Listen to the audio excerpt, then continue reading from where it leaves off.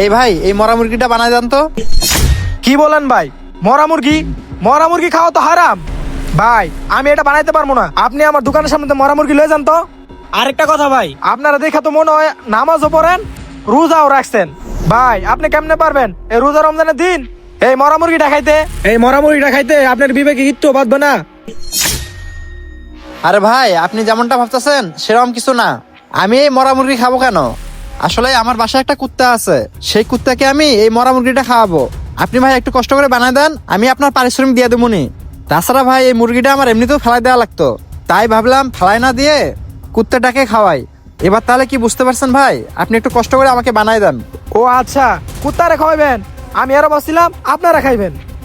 না ভাই, আর আমি এটাও জানি যে আমাদের ইসলাম ধর্মে মরা মুরগি খাওয়া হারাম, সেটা আমি ভালো করেই জানি ভাই। ভাই আপনি এখন একটু বানায় দেন। ঠিক আছে ভাই।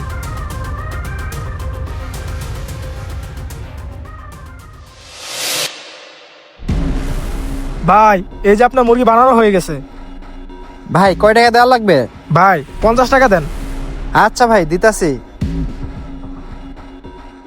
এই যে লন ভাই, ভালো থাকবেন। আচ্ছা ভাই।